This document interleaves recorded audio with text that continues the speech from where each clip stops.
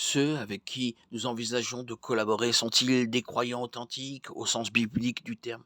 Beaucoup de personnes et d'organisations se réclament du nom de Jésus-Christ et le confessent, même comme leur sauveur et Seigneur, tout en rejetant clairement ce que la Bible dit de lui. Les exemples les plus flagrants sont les Mormons et les témoins de Jéhovah qui prétendent suivre Jésus-Christ et se disent chrétiens tout en niant ce que dit la Bible sur la nature divine et l'œuvre de Christ. Un exemple moins flagrant est le christianisme libéral, qu'on retrouve dans presque toutes les dénominations et qui, tout en ayant une apparence chrétienne, rejette généralement des vérités essentielles. Les libéraux nient et minimisent souvent l'inspiration et l'autorité de la Bible.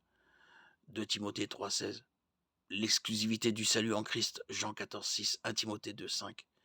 Et notre dépendance totale de la grâce de Dieu pour notre salut sans les œuvres humaines, Romains 3,24, Galates 2,16. Éphésiens 2, 8, 9. On parle beaucoup aujourd'hui de l'unité entre évangéliques et catholiques. Les tenants de cette forme de communisme affirment que ces systèmes de foi sont tous deux chrétiens et honorent Dieu. Il y a cependant entre eux des différences de taille. Le catholicisme et le christianisme biblique sont deux religions différentes avec des dogmes et des pratiques différentes concernant le salut.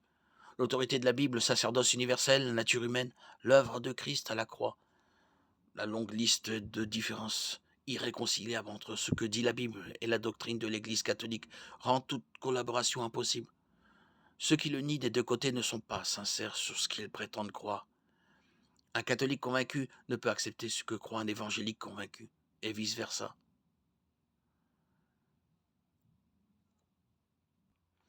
L'œcuménisme exerce une attirance notamment parce que des groupes qui divergent théologiquement défendent souvent passionnément les mêmes valeurs sur certains sujets. Les chrétiens bibliques sont généralement fermement pro-vie, attachés à la famille traditionnelle, soucieux des malades et des sans-abri et avides de justice. D'autres groupes, dont la théologie n'est pas biblique, peuvent partager ces préoccupations sociales, si bien qu'on peut être tenté d'unir ses efforts pour poursuivre une cause commune, ce qui mène à l'objectif final de notre collaboration.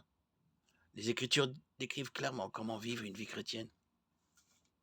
Colossiens 3,17 l'exprime ainsi. Et quoi que vous fassiez en parole ou en acte, faites tout au nom du Seigneur Jésus en exprimant par lui votre reconnaissance à Dieu le Père. Pour ce qui est de notre interaction avec les perdus, Jésus dit en Matthieu 5,16 que de la même manière votre lumière brille devant les hommes afin qu'ils voient votre belle manière d'agir et qu'ainsi ils célèbrent la gloire de votre Père céleste.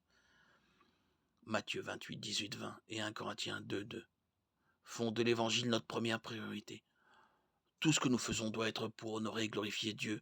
Nos bonnes œuvres doivent briller dans un monde perdu qui se meurt et auquel nous devons apporter le message de l'Évangile qui transforme les vies. Témoigner de la mort et de la résurrection de Christ rend gloire à Dieu. Et c'est ce qui devrait motiver nos interactions avec le monde.